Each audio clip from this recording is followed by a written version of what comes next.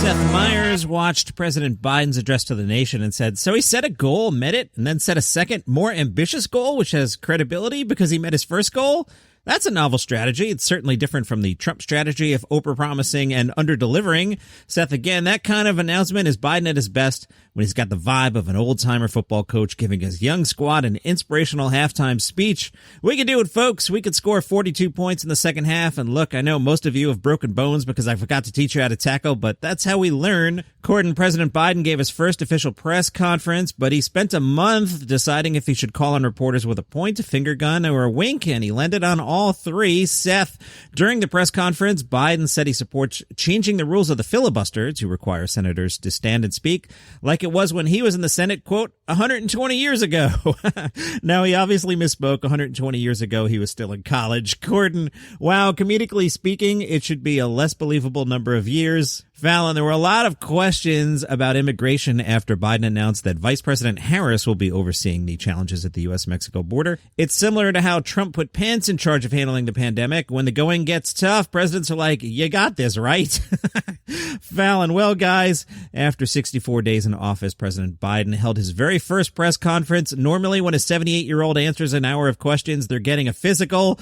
Seth, Biden held his first official conference, and Democrats everywhere held the edge of their seats. Seth, during the press conference, President Biden said, quote, I got elected to solve problems. All right, so what do you know about boats and canals then?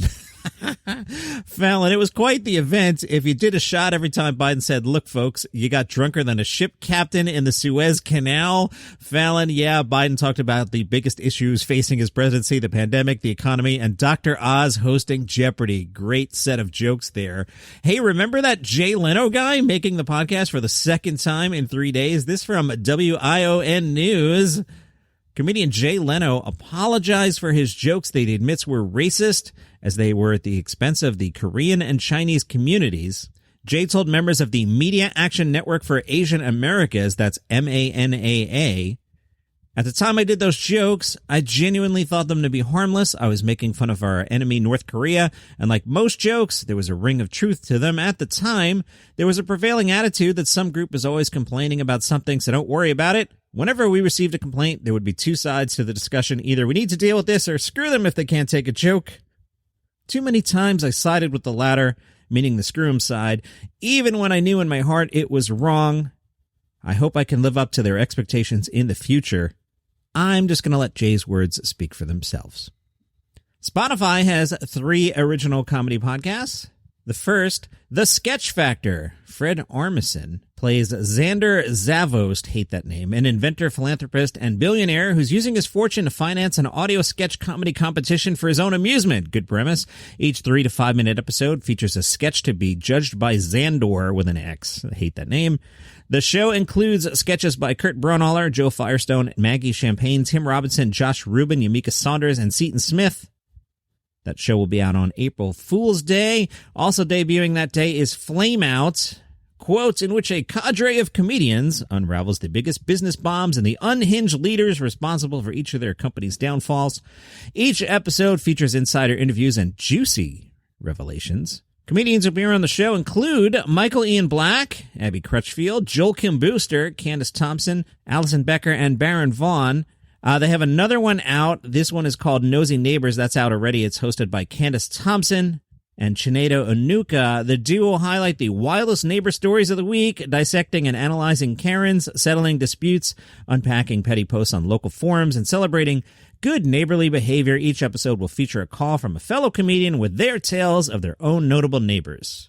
Adam Corolla was on Tucker Carlson for some reason, and, you know, this is how it went.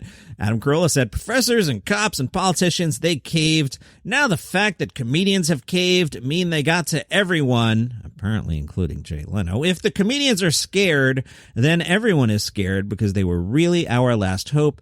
They are the last sort of truth tellers in society. Corolla added, I was like an Indian who just put his ear to the ground and heard something ominous coming my way, and it was this woke bullcrap, and I knew it. My feeling is that if as a comedian I can't speak my mind, or I'm scared what people will think I'm going to say, or I start governing or editing myself, then I shouldn't be a comedian anymore.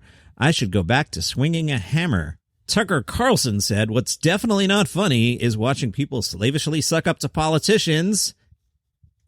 Yeah, pregnant pause. I wish there were a video. You could see the face I'm making. So this is Tucker Carlson, you know, the guy on Fox News, making fun of people for slavishly sucking up to politicians. Tucker Carlson said, "That's not comedy, but embarrassing." I completely agree, Tucker Carlson. All right, it's comedy's top dog. Voting is now closed. You guys had been voting on the matchup, Dave Chappelle versus Eddie Murphy. Vista Johnson said, "I gotta go with Chappelle," but both were trailblazers, and added, "Keep it real, Johnny Mac. Love your show. Keep up the enlightened perspectives. So rockin'. Appreciate that." Fashion Lurker said, "Do I have recency bias? Who cares? Chappelle." Lane Spurkus, "Eddie Murphy is a full-spectrum mega talent. I gotta go with him. Chappelle's great, but Eddie was so nuclear hot in the 80s, it defies description. I'm counting the votes in my head. I think I know who won, but I will tell you on Monday's podcast, and at some point on Sunday, I will post the new matchup. I think I know where I'm going to go with this. It might be a wonderful idea or a terrible idea." I was excited on the TV. There's a new season of Solar Opposites. That's like the pseudo Rick and Morty that's on Hulu. I like it a lot. This from Gizmodo.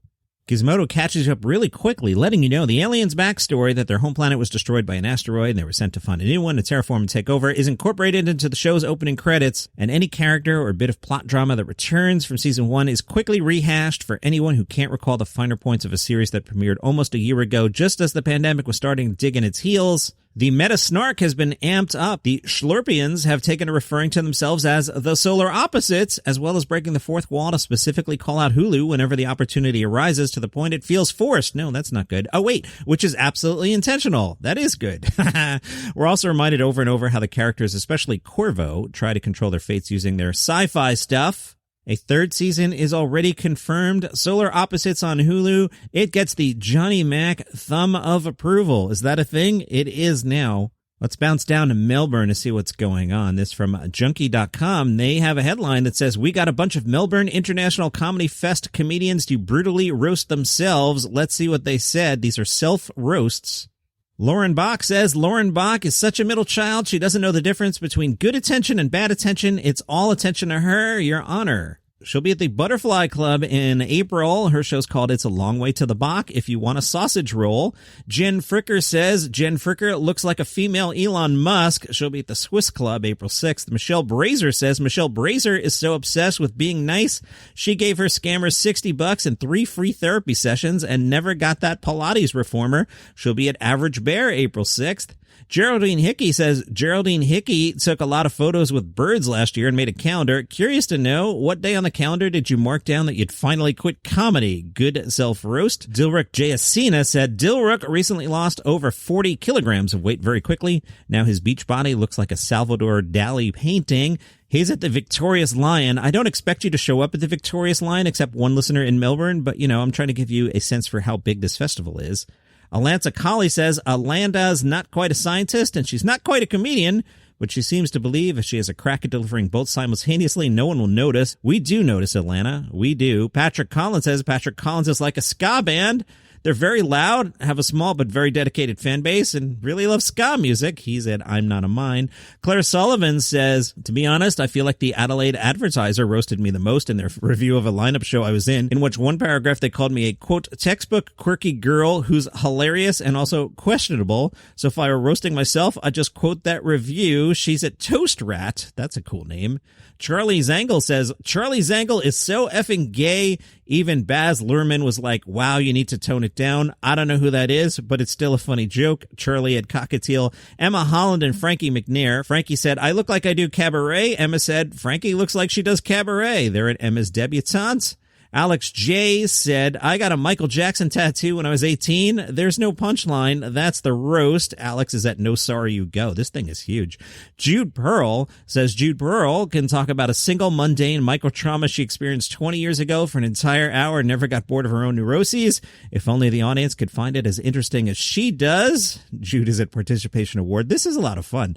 Nina Oyama says, "Nina Oyama is constantly making jokes about how bad her depression is." Well, Nina, if that's bad, then why hasn't it worked yet? She's at It's Doing Me right now. Chris Ryan says, "Chris Ryan, there's a striking woman, past her prime. Why does she look like 1985 George Michael?" Chris is at Big Hair, Big Dreams. Scout Boxel says, much like a medieval friar, Scout's entire personality is nested in their bowl cuts. Jordan Barr says, Jordan Barr carries herself like a washed-up child star. However, she's never been a child or a star. She's a zombie. Alistair Tremblay Birchall and Andy Matthews combined roast said, if there's one thing worse than engineers trying to do comedy, it's comedians trying to do engineering, and these guys are both there at Teleport. Kit Richards, if you ask Kit Richards to write 5 minutes of stand-up, she'd probably give you a gimmicky song instead. She's at Scandal. Greg Larson, the only thing higher than my cholesterol is my inflated ego and also my blood pressure. In all seriousness, my doctor told me I'm slowly eating myself to death, and it's going to kill me sooner rather than later. Alice Tovey. Alice is so white, when she was asked to check her privilege, she asked if it would be stored in the overhead storage compartment. Her show's called Doggo. That's at the Butterfly Club. Big, Big, Big. The members of Big, Big, Big look like three phases of an anamorph. Guess who is furthest along? They're at the Improv Conspiracy. Luke Hedgie says, as a comedian, you make a good builder's laborer. Luke's at the European Beer Cafe. Lizzie Who, you're the ALDI of Ali Wong. You look similar, but you're not as good. She's at Melbourne Town Hall. Stuart Dullman, this guy is clearly a duck, not like the old adage of being all calm and paddling away under the water, but like a literal duck. He doesn't chew but swallows. Then adds, this person doesn't know me. I'm more goose than duck. Anyone who actually knows this would know this too. But yeah, very funny. Anthony Jeselnik got me good.